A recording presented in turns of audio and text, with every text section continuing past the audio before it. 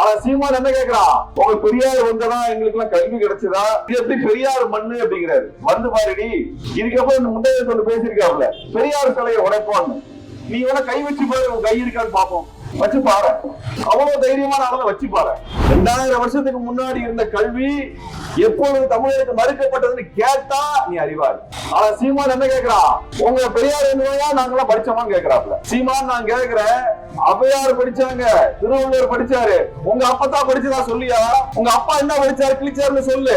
முப்பாட்டை ஏன் படிக்கிற? அவங்களுக்கு படிக்க கூடாதுன்னு சொன்னவன் யாரு? காலங்காலமாக கல்வி கற்றுக்கொண்டிருந்த தமிழனை கல்வி கற்க விடாமல் செய்தது யாருன்னா இந்த பார்ப்பனியம் என்று சொல்லக்கூடிய ஐயர் பசங்க. அவங்களை ஏற்றுதான் தந்தை பெரியார் சண்டை போட்டாரு. ஏன்னா பிஜேபி என்ன தேவைன்னா 6 வயசு 8 வயசுல குழந்தைங்களை கல்யாணம் பண்ணி கொடுக்கணும். பொம்பளை பிள்ளைங்க படிக்க கூடாது. நீ பிஜேபி ஆட்சி செய்யக்கூடிய மாநிலத்தில் போய் பாருங்க, பொம்பளை பிள்ளைங்க படிக்க அனுப்ப மாட்டேங்கிறான். 8 வயசு 10 வயசு 12 வயசுல கல்யாணம் பண்ணி தரலாம். அதை நடைமுறைப்படுத்த வேண்டும் என்று சொல்லிதான் பிஜேபி காரன் பெரியாருக்கு எதிராக பேசிக் கொண்டிருக்கிறான். யார் தந்தை பெரியார்? இந்த மண்ணின் மைந்தர். அவரை கொச்சைப்படுத்தி ஒரு ஈனப்பயன் இங்க இந்த மண்ணிலே தந்தை பெரியாருக்கு எதிராக பேசுகிறோம் என்றால் மானமுள்ள ஈரோட்டு தமிழர்கள் கைகட்டி வேடிக்கை பார்க்கக்கூடாது. பிஜேபி காரன் சொல்றாரு புதிய கல்விக் கொள்கையின் அண்ணாமலை புலம்புறாரு தெரியுமா? அந்த புதிய கல்விக் கொள்கை என்னன்னா, அப்பா செஞ்ச தொழிலை தான் மகனும் செய்ய வேண்டும். ஐயர் பிள்ளைங்கெல்லாம் படிக்கும், நம்ம பிள்ளைங்களா நம்ம என்ன கூலி வேலை பார்த்தோமோ, என்ன அன்றாடங்காட்சி வேலை பார்த்தோமோ அந்த வேலையை பார்க்க போகணும் என்ற ஒரு கல்வி கொள்கையை கொண்டு வந்தவர் ராஜாஜி. இப்படி குலக்கல்வி திட்டத்தை ராஜாஜி கொண்டு வருகிறார். தந்தை பெரியார் சொல்றாரு, ஐரோட்டு பிள்ளைங்க எல்லாம் படிக்க போயிருவீங்க, எங்க பிள்ளைங்களா மாடு மேய்க்க போகக்கூடிய நிலைமைக்கு தான் வரும். எப்படி அந்த புள்ள படிச்சு முன்னேறும், அதனால இந்த குலக்கல்வி திட்டத்தை ஒழிச்சு கேட்டவன் தந்தை பெரியார் சொல்றாரு. ராஜாஜி கேட்ட மாதிரி இல்ல. அப்புறம் பெரியார் அறிக்கை விடுறாரு, நீ கையில மண்ணெண்ணையும் நல்ல 4-5 அங்குலத்துக்கு கட்டியும் வச்சுக்கோ. நான் எப்ப ஊன்னு சொல்றனோ அப்ப அக்ரகாரத்துல போய் பாப்பானோட வீட்டுக்கு எல்லாம் நெருப்பு வச்சிரு, பாக்குற பாப்பான குத்திரு, என்ன ஆகுதுன்னு பாப்போம் அப்படின்னு. உடனே ராஜாஜி என்ன பண்ணாரு, பயந்து போய் நான் இனிமேல் முதலமைச்சராக இருக்க முடியாது, எனக்கு உடம்பு சரியில்லைன்னு சொல்லி லீவ் லெட்டர் போட்டு முதலமைச்சர் பதவியிலிருந்து ராஜினாமா பண்ணிட்டு அடுத்த நாள் வெளியே போயிடுறாரு. ராஜாஜி பதவியை விட்டு இறங்கின உடனே காமராஜரை முதலமைச்சர் ஆக்குகிறார் தந்தை பெரியார் அவர். காமராஜர் முதலமைச்சர் ஆன உடனே ராஜாஜி மூடின 6000 பள்ளிக்கூடத்தை திறக்கிறார். கல்வி தந்தை காமராஜர் சொல்றமே, அந்த காமராஜரை இந்த வேலையை செய்ய வைத்தவர் யார் என்றால் தந்தை பெரியார். நான் நேரா சொன்னேன், வா விவாதம் பண்ணுவோன்னு. ஓடி போனாப்புல. சீமானின் வீடே முற்றுகையிட்டு கேள்வி கேட்ட, வா வெளியே வா பேசுவோன்னு. பயந்து போய் ஓடி வந்துட்டாப்புல. ஈரோட்டுக்கு உடனே ஈரோட்டுக்கு வேறதுக்கு வந்துட்டால, நான் ஈரோட்டுக்கு வந்து நிக்கிறேன், இங்க வா வெளியில் வா, இப்பதான் மேடையை பேசுவோம், நீ வேணா மேடை போடுங்க, நான் மேடை போடுறேன், நீ என்னென்ன அவனோடு பேசுனங்கிறத நாங்கள் அம்பலப்படுத்துறோம்.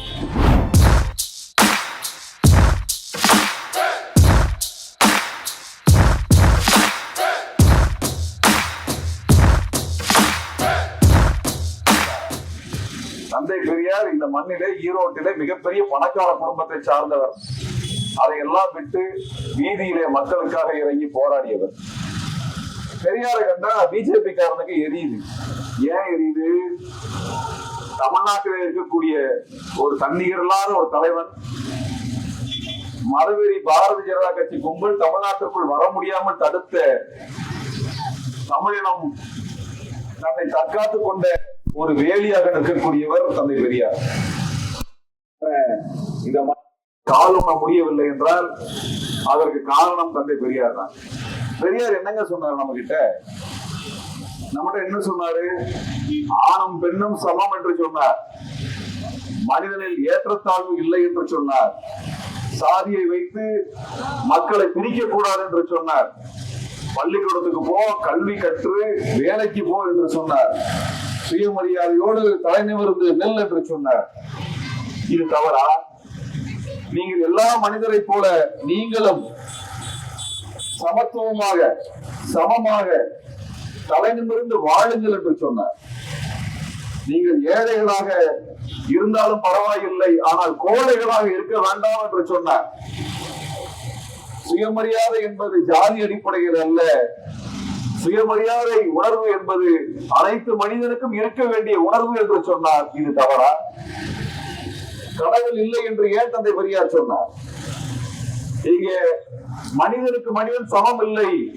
ஒருவன் உயர்ந்த ஜாதி, மற்றவன் தாழ்ந்த ஜாதி, ஆண் உயர்ந்தவன் பெண் தாழ்ந்தவள் என்று சொல்லுகிறார்களே, இதுக்கு காரணம் என்ன என்று தந்தை பெரியார் கேட்கிறார். இதுக்கு காரணம் என்னன்னா ஒரு சம்பவம் இருக்கிறது.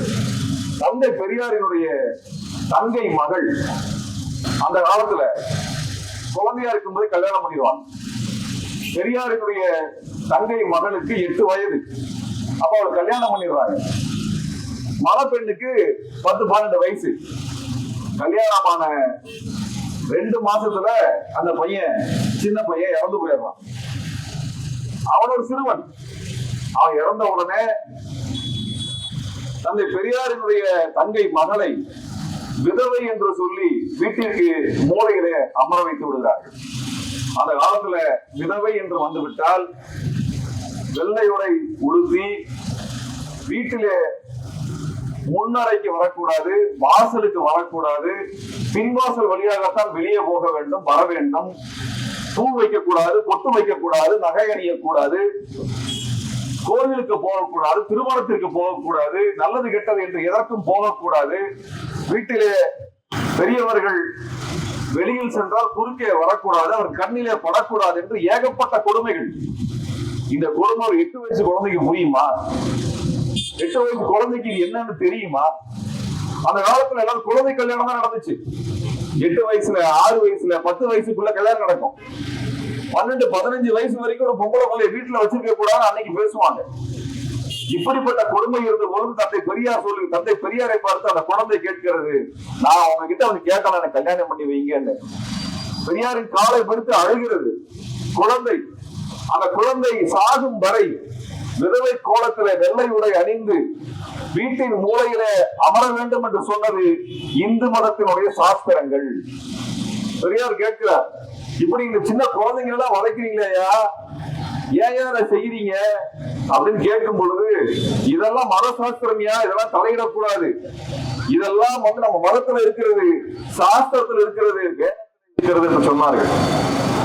அப்பதான் சொன்னாரு, எதுக்கு சாஸ்திரத்தையும் வேதத்தையும் நான் கேட்கணும், அதை நான் தூக்கி போடுறேன் அப்படின்னு சொன்ன பொழுது, நீ வேதத்தையும் சாஸ்திரத்தை தூக்கி போட முடியாது, அதை கொண்டு வந்தது கடவுள் அப்படின்னாங்க.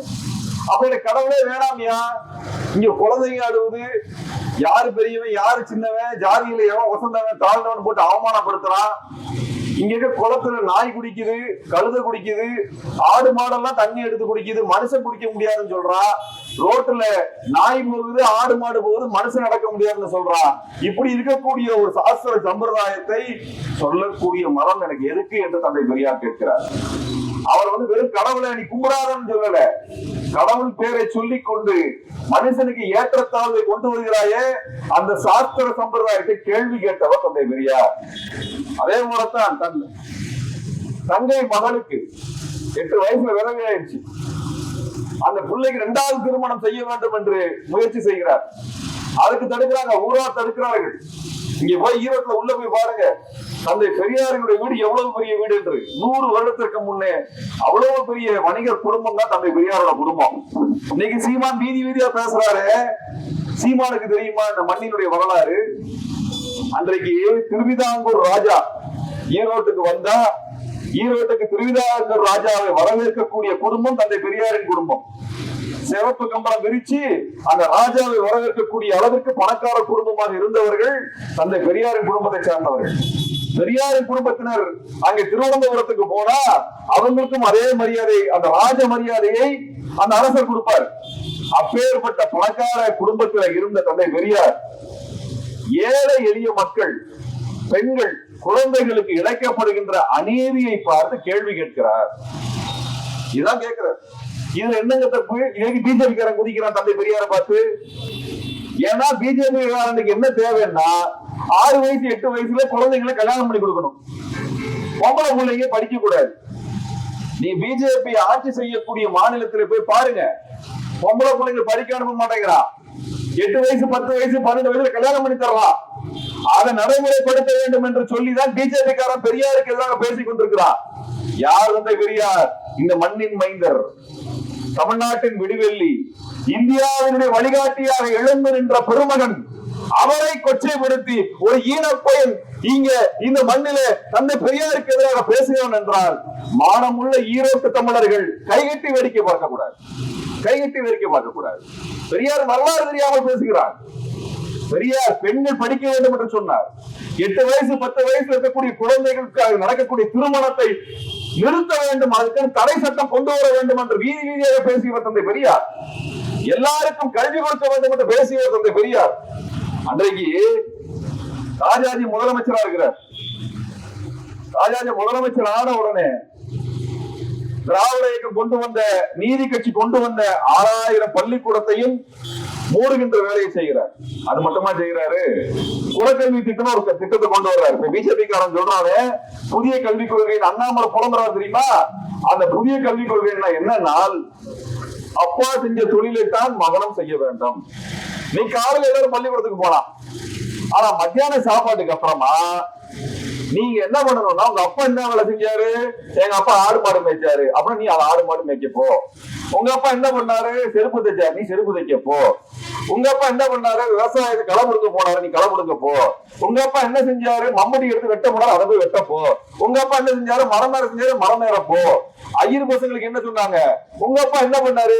எங்க அப்பா உட்காந்து படிப்பாரு, நீ படிக்க போ. அப்ப பிள்ளைங்க ஸ்கூல் விட்டு வந்ததுக்கு அப்புறமா ஐயர் பிள்ளைங்க எல்லாம் படிக்கும், நம்ம பிள்ளைங்களா நம்ம என்ன கூலி வேலை பார்த்தோமோ, என்ன அன்றாடங்காச்சு வேலை பார்த்தோமோ அந்த வேலையை பார்க்க போகணும் என்ற ஒரு கல்வி கொள்கையை கொண்டு வந்தவர் ராஜாஜி. இதுக்கு பேரு குலக்கல்வி திட்டம்னு பேரு. இன்னைக்கு பிஜேபி தான் கொண்டு வந்திருக்கான் புதிய கல்விக் கொள்கைன்னு. இந்த அண்ணாமலை வெட்கம் இல்லாமல் இந்த புதிய கல்விக் கொள்கை அடிப்படையிலே ஈரோட்டில் இருக்கக்கூடிய குழந்தைகள் எல்லாம் காலையில கல்வி கற்று பிற்பகலில் அங்க அப்பா அம்மா செய்யக்கூடிய வேலையை செய்யுங்கன்னு அனுப்புறதுக்கான வேலையை செஞ்சு கொண்டு இருக்காங்க. இப்படி குலக்கல்வி திட்டத்தை ராஜாஜி கொண்டு வருகிறார். தந்தை பெரியார் சொல்றாரு, ஏன்னா உங்க பிள்ளைங்களா, உங்க வீட்டு பிள்ளைங்களா, ஐயரத்து பிள்ளைங்களாம் படிக்க போயிருவீங்க, எங்க பிள்ளைங்களா மாடு மேய்க்க போகக்கூடிய நிலைமைக்கு தான் வரும். எப்படி அந்த புள்ள படிச்சு முன்னேறும், அதனால இந்த குலக்கல்வி திட்டத்தை ஒழிச்சு கட்டுவேன்னு தந்தை பெரியார் சொல்றாரு. ராஜாஜி கேட்கல, ஊர் ஊரா போய் சொல்றாரு, எப்பா நம்ம பிள்ளைங்க எல்லாம் படிக்க முடியாம போயிடும். அந்த ராஜாஜி எல்லா பள்ளிக்கூடத்தையும் மூடிட்டா, குலக்கல்வி திட்டத்தை கொண்டு வந்திருக்கிறான். அந்த அடிப்படையில பார்த்தோம்னா நம்ம பிள்ளைங்க எல்லாம் படிக்க முடியாது, நம்ம பிள்ளைங்க என்ன ஆகும், கூலி வேலைக்கு போற மாதிரி ஆகி போயிருமியா, அதனால குலக்கல்வி திட்டம் வேண்டாம் அப்படின்னு எல்லாம் போராட்டத்துக்கு வாங்க ஏன்னு சொல்றாரு. ராஜாஜி கேட்ட மாதிரி இல்ல. அப்புறம் பெரியார் அறிக்கை விடுறாரு. என்ன அறிக்கை விடுறாருன்னா, நீ கையில மண்ணெண்ணையும் நல்ல 4-5 அங்குலத்து கட்டியும் வச்சுக்கோ, அவன் எப்ப ஊன்னு சொல்றனோ அப்ப அக்ரகாரத்துல போய் பாப்பானோட வீட்டுக்கு எல்லாம் நெருப்பு வச்சிரு, பாக்குற பாப்பான குத்திரு, என்ன ஆகுதுன்னு பாப்போம் அப்படின்னு. உடனே ராஜாஜி என்ன பண்ணாரு, பயந்து போய் நான் இனிமேல் முதலமைச்சராக இருக்க முடியாது, எனக்கு உடம்பு சரியில்லைன்னு சொல்லி லீவ் லெட்டர் போட்டு முதலமைச்சர் பதவியிலிருந்து ராஜினாமா பண்ணிட்டு அடுத்த நாள் வெளியே போயிடுறாரு. ராஜாஜி பதவியை விட்டு இறங்கின உடனே காமராஜரை முதலமைச்சர் ஆக்குகிறார் தந்தை பெரியார் அவர்கள். காமராஜர் முதலமைச்சர் ஆன உடனே ராஜாஜி மூடின 6000 பள்ளிக்கூடத்தை திறக்கிறார். என்னது, ராஜாஜி இழுத்து மூடின 6000 பள்ளிக்கூடத்தை திறந்துட்டு அதோட நிக்கல, இன்னும் அதிகமா 12,000 பள்ளிக்கூடத்தை திறந்தார் காமராஜர். பள்ளிக்கூடம் நமக்கு கல்வி கொடுத்த தந்தை, கல்வி தந்தை காமராஜர் சொல்றோமே, அந்த காமராஜரை இந்த வேலையை செய்ய வைத்தவர் யார் என்றால் தந்தை பெரியார். ஆனா சீமான் என்ன கேட்கிறான், உங்க பெரியார் இருந்தவங்க நாங்களாம் படிச்சோமான்னு கேட்கிறாப்ல. என்ன கேட்கிறாரு, அன்னைக்கு அவையார் இருந்தாரு, திருவள்ளுவர் இருந்தாரு, அவங்க எல்லாம் எந்த பள்ளிக்கூடத்துல பெரியார் இருந்தா படிச்சாங்கன்னு கேட்கிறாரு. கேட்க நல்லா இருக்குது. சீமான் நான் கேட்கிறேன், அவையார் படிச்சாங்க, திருவள்ளுவர் படிச்சாரு, உங்க அப்பதான் படிச்சதா சொல்லியா? உன் பாட்டி படிச்சதா சொல்லு, உன் அம்மா படிச்சதா சொல்லு, உங்க அப்பா என்ன படிச்சாரு கிழிச்சாருன்னு சொல்லு. உங்க அப்பா ஏன் படிக்கல, உங்க அம்மா ஏன் படிக்கல, உன் பாட்டி ஏன் படிக்கல, உன் தாத்தா ஏன் படிக்கல, உன் முப்பாட்டை ஏன் படிக்கல? அவங்களுக்கு படிக்க கூடாதுன்னு சொன்னவன் யாரு? அவங்களுக்கு பள்ளிக்கூடத்தை மூடுனது யாரு? உங்க ஆளுங்க எல்லாம் படிச்சா நாடு கெட்டு போகுதுன்னு சொன்னது யாரு? அவங்களை ஏத்துதான் தந்தை பெரியார் சண்டை போட்டாரு. திருவள்ளுவர் காலத்துல கல்வி இருந்தது, கல்விக்காகவே திருவள்ளுவர் பல்வேறு குறள்களை எழுதினார், அதிகாரத்தை எழுதினார், அது வேற. அதுக்கப்புறம் ஏன் பள்ளிக்கூடம் மூடிச்சுன்னு கேட்டியா? 2000 வருஷத்துக்கு முன்னாடி இருந்த கல்வி எப்பொழுது தமிழருக்கு மறுக்கப்பட்டதுன்னு கேட்டா நீ அறிவாள். அப்ப காலங்காலமாக கல்வி கற்றுக்கொண்டிருந்த தமிழனை கல்வி கற்க விடாமல் செய்தது யாருன்னா இந்த பார்ப்பனியம் என்று சொல்லக்கூடிய ஐயர் பசங்க. யாரு இந்த மந்திரம் சொல்றேன், சமஸ்கிருதத்துல மந்திரம் சொல்றேன், வேதம் சொல்றேன் வந்து நின்னானுங்களே, அவனுக்குதான் நம்மளுக்கான பள்ளிக்கூடத்தை கல்வியை இழுத்து மூடி நம்ம எல்லாம் கல்வியற்றவர்களாக மாற்றியவர்கள். இவங்களை எடுத்துதான் தந்தை பெரியார் சண்டை போட்டு அன்னைக்கு இருக்க பள்ளிக்கூடத்துல நம்ம பிள்ளைங்க எல்லாம் படிப்பதற்கான ஏற்பாடுகளை செய்தவர் தந்தை பெரியார். அப்படிப்பட்ட பெரியார இவர் என்ன வந்துட்டு தமிழின துரோகி, உங்க பெரியார் வந்ததான் எங்களுக்கு எல்லாம் கல்வி கிடைச்சதா, இது எப்படி பெரியார் மண்ணு அப்படிங்கிறாரு. வந்து பாருடி, இதுக்கப்புறம் இந்த முந்தைய சொல்லி பேசியிருக்காருல, பெரியார் சிலையை உடைப்பான்னு. நீ வேணா கை வச்சு பாரு, உன் கை இருக்கான்னு பாப்போம். வச்சு பாரு, அவ்வளவு தைரியமான ஆளை வச்சு பாரு. எப்ப பார்த்தாலும் வாய்ஸ் விடல் பேசுற, ஏதோ பிரபாகரோட இருந்த விடுதலை புலிகளோட சண்டை போட்ட, சண்டை கட்டிட்டு கதை விட்டிய, இன்னைக்கு ஒரே மொத்தமா இருந்து விழுந்துருச்சு. நீ அங்க இலங்கைக்கு போனது சினிமா படம் எடுக்கிறது தான் போயிருக்கேங்கிற கதையே இப்ப வெளியே வந்துருச்சு. ஒழுங்கா சினிமா படம் எடுயா அப்படின்னு சொன்னா கதைய தமிழ்நாட்டுல பல கலர் கலரா படம் விடுவதை தான் சீமா செஞ்சிட்டு இருக்காரு. இன்னைக்கு அம்பலமாயி போச்சு. இந்த சீமா வாய்க்கு வந்ததை எல்லாம் பேசுகின்ற சீமான், நேற்றை கொன்று இன்றை கொன்று என்று பேசுகின்ற சீமான், தமிழ்நாட்டில் ஒவ்வொரு தலைவரையும் கொச்சைப்படுத்துகின்ற இழிவுபடுத்துகின்ற சீமான், தந்தை பெரியாரை, பெரியார் பிறந்த இந்த மண்ணிலே இழிவுபடுத்துறாருன்னா கைகட்டி நாம் வேடிக்கை பார்க்கலாமா? இந்த மண்ணின் மைந்தர்களை உங்களை பார்த்து கேட்கின்றேன், சீமான் பெரியாரை இழிவுபடுத்துகிறான், கைகட்டி வேடிக்கை பார்க்கலாமா? கைகட்டி வேடிக்கை பார்க்கிற நியாயமா? நான் நேரா சொன்னேன், வா விவாதம் பண்ணுவான்னு, ஓடி போனாப்புல.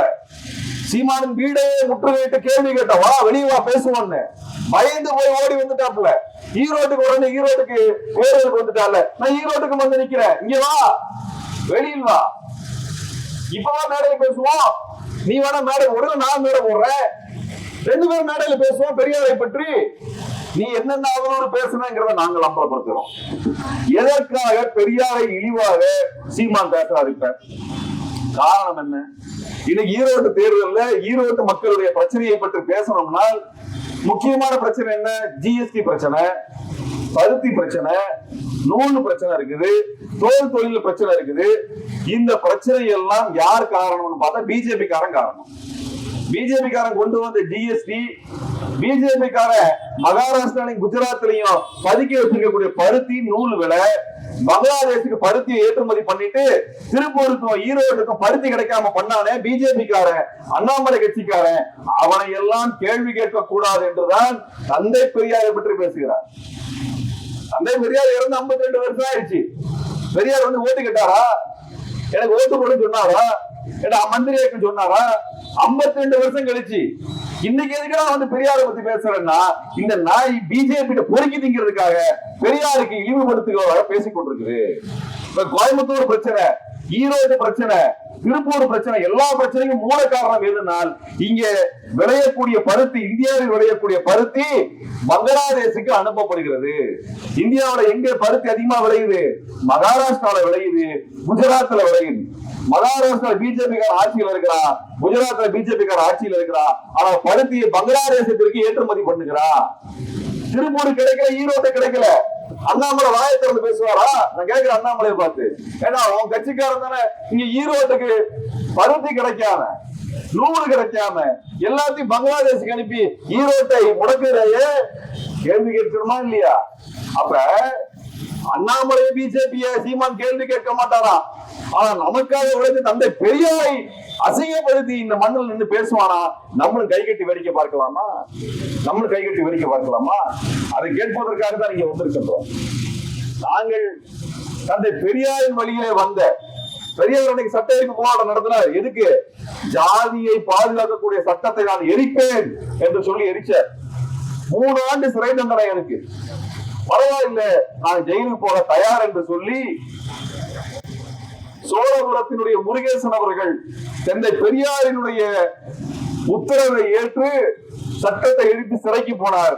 அவருடைய பேத்தி தான் இங்க வெண்ணிலா என்ற வேட்பாளராக இந்த மண்ணில இருக்கிறார். வெண்ணிலா இப்பொழுது கவுன்சிலராக இருக்கிறார் சோழபுரத்துல. இங்க ஏன் இருக்கிறார் என்றால் தந்தை பெரியாரினுடைய பெருந்தொண்டர்களுடைய வழியில வந்தவராக இங்க வேட்பாளராக இருக்கிறார். உங்களுக்கு திமுக ஓட்டு போட பிடிக்கல, நீங்க நாம் தமிழருக்கு ஓட்டு போட முடியாது, வேறு கட்சிகள் இல்லை என்றால் நீங்கள் கால்குலேட்டர் சின்னம், கால்குலேட்டர் தெரியும் இல்லையா, அந்த கால்குலேட்டர் சின்னத்துல நீங்கள் வெண்ணிலாவிற்கு வாக்களிக்கலாம். அது உங்கள் விருப்பம். நீங்கள் ஓட்டு போடுங்க, நாங்க மந்திரி ஆகும்ன்றதுக்காக நாங்க பேச வரல. ஆனா நியாயமான விஷயத்துக்கு, நேர்மையான விஷயத்துக்கு ஓட்டு போடுறது என்ன தப்பு? என்ன தப்பு? நாங்கள் உங்களுக்கு பணம் கொடுக்கறதுக்கு வரல, உங்களிடத்துல இந்த மண்ணின் வரலாறை சொல்றதுக்கு வந்திருக்கிறோம். தந்தை பெரியாரின் பெருமையை சொல்வதற்காக வந்திருக்கிறோம். பெரியாரை ஒருத்தன் இழிவுபடுத்துகிறானே, அதை பார்த்து கைகட்டி நிற்க கூடாது என்று சொல்லித்தான் தமிழ்நாடு முழுவதும் இருந்து இங்க நிக்கிறாங்களே. எத்தனை ஊர்ல இருந்து வந்திருக்கிறாங்க? சிதம்பரத்துல வந்திருக்காங்க, வேலூர்ல இருந்து வந்திருக்காங்க, மதுரையில இருந்து வந்திருக்காங்க, தஞ்சாவூர்ல இருந்து வந்திருக்காங்க, கும்பகோணத்துல இருந்து வந்திருக்காங்க, திருநெல்வேலியில இருந்து வந்திருக்காங்க, கோயம்புத்தூர்ல இருந்து வந்திருக்காங்க. ஏன் இத்தனை ஊர்களில் இருந்து தமிழர்கள் திறந்து இந்த இளைஞர்கள் எல்லாம் இன்னைக்கு தங்களுடைய அலுவலகத்துக்கு விடுமுறை எடுத்து விடுப்பு எடுத்து ஏன் வந்திருக்கிறார்கள்? தந்தை பெரியார் பிறந்த மண்ணிலே ஒரு அயோக்கியன் பெரியாரை இழிவுபடுத்துகிறானே, அதை பார்த்து சும்மா இருக்கக்கூடாது, அவனுக்கு பதிலடி கொடுக்க வேண்டும் என்று சொல்லிதான் கிளம்பி வந்திருக்கின்றோம். நீங்கள் இந்த பெரியார் பிறந்த மண்ணிலே பிறந்தவர்கள், உங்கள் மண்ணினுடைய பெருமை தந்த பெரியார். இந்த மண்ணினுடைய பெருமைக்கு சொந்தக்காரன பெரியாரை இழிவுபடுத்துகின்ற ஒருத்தன் இந்த வீதியில் என்று ஓட்டு கேட்டா நீங்க சும்மா இருப்பீங்களா? மான தமிழர்களாக நாம் திரும்பி கேட்க வேண்டாமா? சீமான் என்ன செஞ்சா? 16 வருஷமா இங்க தேர்தலில் வந்து போட்டி போடுறாரு, பேசுறாரு. 16 வருஷமாக தமிழ்நாடு என்ன செஞ்சான் கேட்போமா இல்லையா? உன் யோகியது எனக்கு தெரியாத சீமான். நாங்கள் கேட்ட எந்த கேள்விக்கும் பதில் சொல்ல முடியாமல் பயந்து ஓடிய அஞ்சிய சீமான். சீமானை நோக்கி கேள்வி கேட்பதற்கு மட்டுமல்ல, இவனை அம்பலப்படுத்துவதற்கான அனைத்து யோக்கியதையும் எனக்கு உண்டு. தமிழ்நாட்டுடைய பல்வேறு போராட்டங்கள், காவிரி உரிமை போராட்டமாக இருந்தாலும் சரி, 8 வரைக்கு போராட்டமாக இருந்தாலும் சரி, ஸ்டெர்லைட்டுக்கான போராட்டமாக இருந்தாலும் சரி, இது எல்லாத்துக்கும் போராடி 47 வழக்குகள் என் மீது இருக்கின்றன. 47 வழக்கு என் மேல இருக்கு. 2 முறை சிறை சென்றிருக்கின்றேன். நான் எதற்கும் பயப்படல. தமிழனுடைய உரிமையை பற்றி பேசினால் நான் தேசத்தோடு வழக்கை போடுவேன் என்று எடப்பாடி சொன்னார். அதை மீறி நான் பேசி தேசத்தோடு வழக்கை வாங்கினேன். நான் அஞ்சவில்லை. நான் பயந்து ஓடுறதுக்கு சீமான் வழியில் வந்தவன் அல்ல.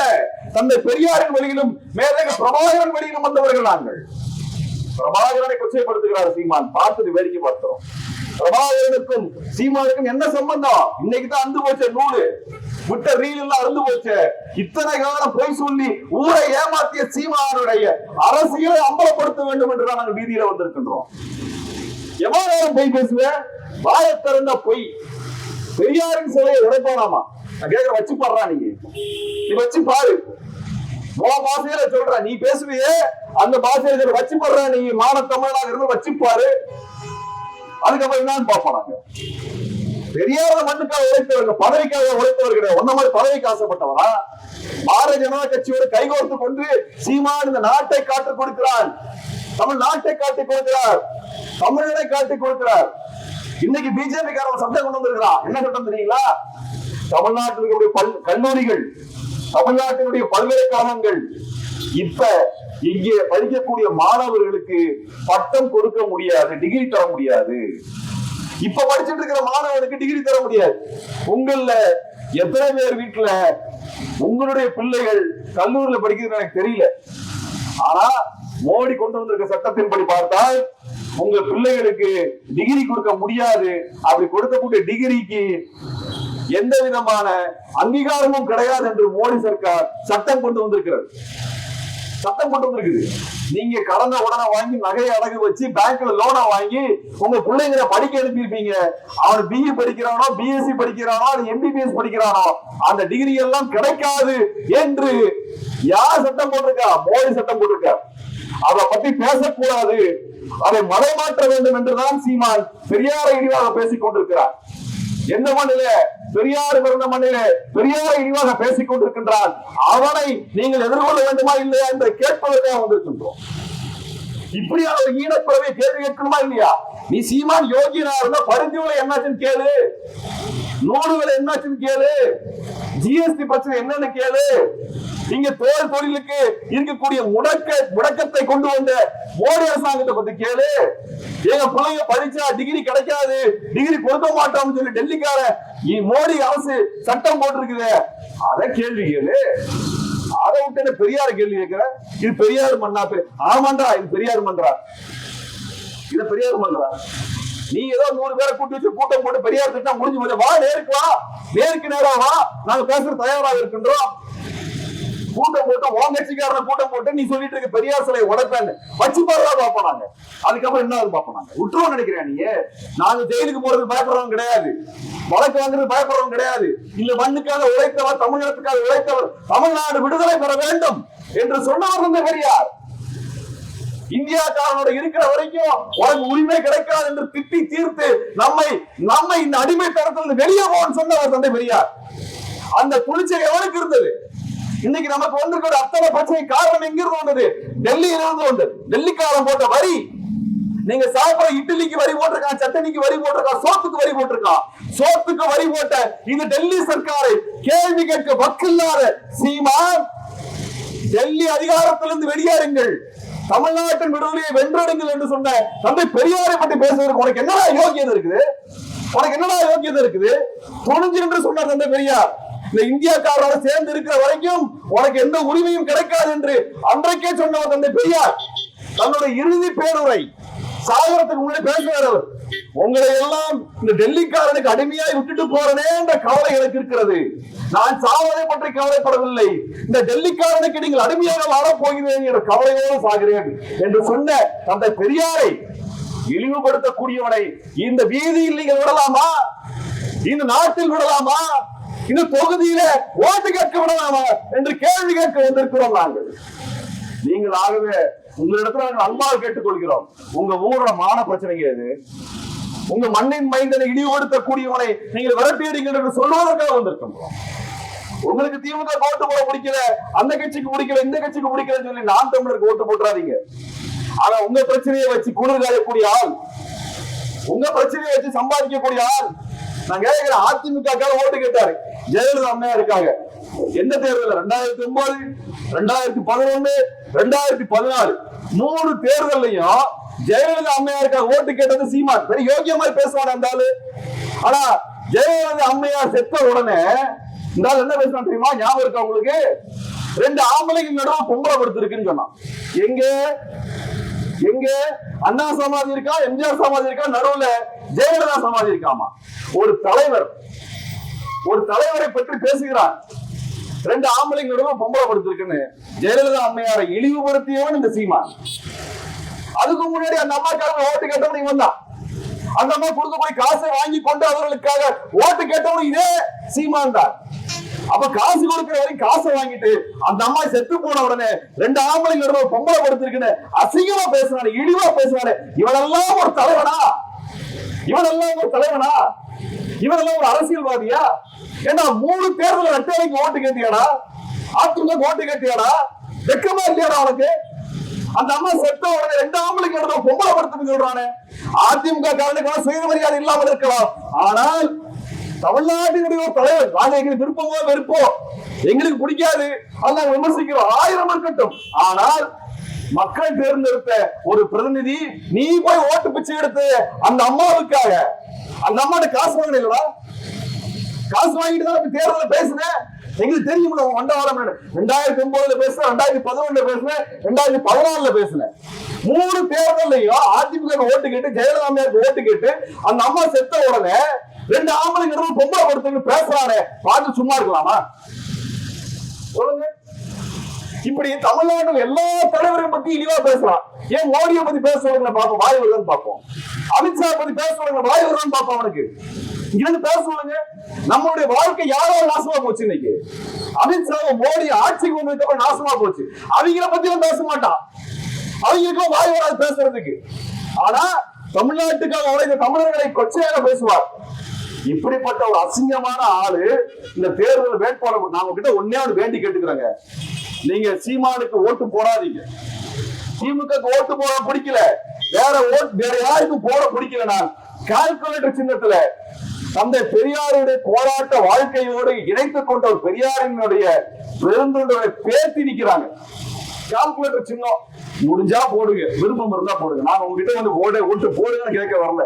நீ காசு யாரு கொடுக்கணும் அவங்க ஓட்டு போட போறீங்க, அல்லது உங்களுக்கு என்ன பிடிக்குது ஓட்டு போடுறாங்க. ஆனால் சுயமரியாதை உணர்வு இருக்குது என்றால் இவர்களுக்கு ஓட்டு போடாதீங்க. யாருக்கு? நாம் தமிழருக்கு ஓட்டு போடாதீங்க. வருவானுங்க, தூக்கிட்டு வருவானுங்க. வெக்கம் கெட்டவனாக யார் காசு கொடுக்கிறாங்களோ அவங்களுக்கு பேசுவாங்க. நீங்க வேற சீமானுக்கு 10 ரூபாய் கொடுத்துட்டு சீமான் ஒன்னனையே திட்டிக்கோன்னு சொன்னா அந்த 10 ரூபாய்க்கு தன்னைத்தானே கேவலமாக திட்டிக் கொள்ளக்கூடிய ஒரு நபர் தான் சீமான். தேவை காசுதான், தேவை காசுதான். அதற்காக யாரை வேண்டும் இழிவுபடுத்தக்கூடிய இந்த நபரை அரசியலிருந்து அப்புறப்படுத்தலன்னா நம்ம இளைஞரை நாம் காப்பாற்ற முடியாது. அதனாலதான் சொல்றோம், தமிழ்நாட்டினுடைய பிரச்சனை முன்னுக்கு வரணும். நம்மளுக்கு திமுக 1000 கோரிக்கைகள் சண்டை போட வேண்டிய காரணம் இருக்குது. திமுக எதிர்த்து கேள்வி கேட்க வேண்டிய 1000 பிரச்சனை இருக்குது. ஆனால் அதையெல்லாம் கேட்க விடாமல் என்ன பண்றா? பெரியார திட்டிட்டு இருக்கிறான். நீ பெரியார திட்டா பிரச்சனை தீர்ந்துருமாடா? இன்னைக்கு இருக்கிற பிரச்சனை பெரியார திட்டா தீர்ந்துருமா? எதுக்கு பெரியார திட்டுற? பிஜேபி வாங்கிட்டு இருக்கா திட்டுற? அவனுடைய ஓட்டுதலை கிடைக்கும் திட்டுறான். பிஜேபி காரருக்கு பெரியார திட்டுறான். மார்வாடி சேட்டு பையனுக்கு இங்க தமிழ்நாட்டை தாரை பார்க்க வேண்டும் என்பதற்காக இங்க இருக்கிற பிஜேபி காரன் எல்லாம் சேட்டுக்கு மார்வாடிக்கு கூலி வேலைக்காக வேலை செய்து கொண்டிருக்கக்கூடிய பிஜேபி காரன் இங்க அண்ணாமலையை வைத்து சீமானை அவனுக்கு அடிமையாக உட்கார வைத்து நம்முடைய தமிழ் தலைவர்களை நமக்கு எதிராக திருப்பிக் கொண்டிருக்கக்கூடிய இந்த அரசியலை முடிவு கட்டுங்க மக்களே. நாங்கள் தேர்தல் கட்சி கிடையாது. நான் திருமுருகன் காந்தி உங்ககிட்ட ஓட்டு கேட்டு நான் வரல. நீங்க எனக்கு ஓட்டு போடுங்கன்னா கேட்க போறது இல்ல, எனக்கு தேவையும் இல்லை. நீங்க ஓட்டு போடுங்க, போடாம இருக்கு. ஆனால் இந்த மக்களுக்காக 16 ஆண்டுகளாக போராடி பல்வேறு வழக்குகளை வாங்கி சிறைக்கு சென்றவன் நான். அதற்காக உங்க இடத்துல நான் என்னுடைய பெருமையை பேசி எனக்கு ஓட்டு போடுங்க அமைச்சராகிற எம்எல்ஏ கேட்க வரல. இந்த மண்ணிலே சரியான ஆட்கள் இருக்க வேண்டும், நமது எதிர்காலம் சரியானதாக சரியான நபரிடத்தில் இருக்க வேண்டும் என்கிற அக்கறையில் என்று பேசிக் கொண்டிருக்கின்ற எல்லாவற்றையும் இழந்த எங்களது தோழர்கள் இருக்கிறார்கள். பதவிக்கு ஆசைப்படாதவர்கள் மேற்பதினாலு இயக்கத்தை தோழர்கள், பதவிக்கு ஆசைப்படாதவர்கள் விடுதலை தமிழ் புலிகள் இயக்கத்தை சார்ந்த தோழர்கள் நாங்கள் இருக்கிறோம். எதுக்கு நிக்கிறோம்? இதே இடத்துல இதே 2 ஆண்டுகளுக்கு முன்பு தீரன் சின்னமலையோட வரலாறு நான் பேசி இருக்கின்றேன். தீரன் சின்னமலையும் திப்பு சுல்தானும் சேர்ந்து எவ்வாறு இந்த மண்ணுக்காக போராடினார்கள் என்பதை பேசி இருக்கின்றேன். ஜாதி கடந்து மதம் கடந்து திப்பு சுல்தான் முஸ்லிம் இஸ்லாமியர், தீரன் சின்னமலை தமிழகத்தை சார்ந்தவர். 2 பேரும் இணைந்து போர் நடத்தினார்களே. திப்பு சுல்தான் மீது போர் எடுத்த பொழுதெல்லாம், வெள்ளைக்காரன் போர் கொடுத்த பொழுதெல்லாம் இங்கிருந்து தீரன் சின்னமலை படையெடுத்து போனாரு. அப்படி தீரன் சின்னமலை, திப்பு சுல்தான், மருதுபாண்டியன், ஒண்டி வீரன் என்றெல்லாம் சேர்ந்து நின்றார்களே. எதற்காக? இந்த மண்ணை காப்பாற்ற வேண்டும் என்பதற்காக, இந்த மண்ணை காப்பாற்ற வேண்டும் என்பதற்காக. கொல்லான் என்கின்ற வீரன் தீரன் சின்னமலையோடு சேர்ந்து நின்று போரிட்டாரே. கொல்லானை உயிரோடு தோலை உரித்தார்களே. அருந்ததி சமூகத்தை சேர்ந்த கொல்லானை எதற்காக கொன்றார்கள்? தீரன் சின்னமலைக்காக போரிட்டானே, தீரன் சின்னமலை காப்பாற்றுவதற்கு நின்றானே, அந்த கொல்லானை வெள்ளையன் கொன்றான். கொல்லான் ஜாதி பார்த்தானா? தீரன் சின்னமலை ஜாதி பார்த்தாப்பியா? இந்திய ஜாதி கடந்த ஒன்னா நின்னாங்க. ஆனால் சீமான் என்ன சொல்லுகிறான் என்றால், இந்த கொல்லான் தமிழன் இல்லை என்று சொல்லுகிறான். வெள்ளைக்காரனை எதிர்த்து போரிட்ட இனம் நமது இனம். சாதி பார்க்கவில்லை, மதம் பார்க்கவில்லை, வெள்ளையனை எதிர்த்து துணிந்தின்ற இனம் நம்ம இனம். இன்னைக்கு அவன் சொல்றான், பிஜேபி என்ன சொல்றா? திப்பு சுல்தான் யாரு? திப்பு சுல்தானை நான் ஏன் ஏத்துக்கணும்னு கேட்கிறா. திப்பு சுல்தான் வெள்ளைக்காரனை எடுத்து போரிட்டு வர்றான். உன் தலைவன் சாவர்கர் மாதிரி வெள்ளைக்கார சூவ நக்கினவர் கிடையாது. போர்க்களத்தில் போரிட்டு தனது உயிரை கொடுத்தவர், தன் பிள்ளைகளை போராட்டத்துக்கு கொடுத்தவர் திப்பு சுல்தான். திப்பு சுல்தான் தனது போர்க்களத்துல தென்னாட்டில் இருக்கக்கூடிய அனைவரையும் ஒன்று திரட்டியவர் திப்பு சுல்தான். மருதுபாண்டியருக்கு துணையாக இருந்தார். திப்பு சுல்தானுடைய தந்தை ஹைதர் அலி சிவகங்கை சீமைக்கு படை அனுப்பி அந்த சிவகங்கை சீமையை வெள்ளையரிடமிருந்து மீட்டுக் கொடுத்தார். வீரமங்கை வேலு நாச்சியாருக்கு யார் உதவி செய்தது? ஹைதர் அலி உதவி செய்தார். இதுதான் நம்ம வரலாறு. இப்படி ஜாதி மதம் இல்லாம ஒன்னா நின்ன ஊர்ல ஒரு நரி, ஒரு ஓனாய் ஊழையிட்டுக் கொண்டே வருகிறது. அது சீமான் என்கின்ற ஓனாய். அந்த ஓனாயை யார் அனுப்பியிருக்கிறார்? அண்ணாமலை என்கின்ற நரி அனுப்பியிருக்கிறது. இந்த நரியையும் ஓனாயையும் ஓட ஓட விரட்டுவது உங்களது வேலை, உங்க வேலை. நான் உங்ககிட்ட சொல்றேன், இந்த வரலாறு பேசியிருக்கிறேன். எத்தனை பேர்த்த என்னால பேச முடியும் தெரியல. ஆனால் நீங்கள் இந்த மண்ணின் வரலாறை, திப்பு சுல்தானிலிருந்து வீர சின்னமலையிலிருந்து அந்த பெரியார் வரை இருக்கக்கூடிய இந்த மண்ணின் வரலாறை உங்க சொந்தக்காரங்கிட்ட பேசுங்க. அந்த பெரியார் இந்த மண்ணின் பெருமை. பெரியார் இழிவுபடுத்துகிற சீமானை அம்பலப்படுத்துங்கள். ஒரு இடத்துல போய் மேடையில் நின்று பொது மேடை என்று பேசுவதற்கு சீமானுக்கு துணிச்சல் இல்லை. அந்த பெரியாரை பற்றி பேசுறிய, வாடா மேடைக்கு நாங்க பேசுவது தயாரா இருக்கோம் என்று சொன்ன ஓடி போனான் சீமான். இப்படிப்பட்ட கோழைகளை அம்பலப்படுத்துங்க. சங்கி பயலுக்கு அண்ணாமலைக்கு கூலி வேலை பார்க்கக்கூடிய இந்த சீமானை அரசியல் அப்புறப்படுத்துங்க. நீங்க அதிமுக இருக்கலாம், ஜெயலலிதா அம்மையாரை பத்தி என்ன சொன்னாரு ஞாபகத்தை வச்சு ஓட்டு போடுங்க. அது உங்களுக்காகவே ஒரு வேட்பாளர் இருக்கிறார். வெண்ணிலா என்கின்ற வேட்பாளர் இங்க தொகுதியில கோட்டையடி இருந்தார். அவருக்கு சின்னம் கால்குலேட்டர் சின்னம்.